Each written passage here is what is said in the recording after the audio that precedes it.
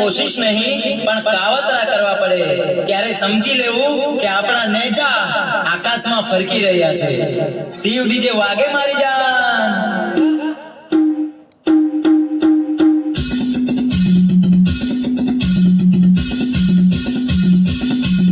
अली कारे नाचवानी के जवाने जो जो दर्शन बोटे में देवाता रहे नाची लेके कोई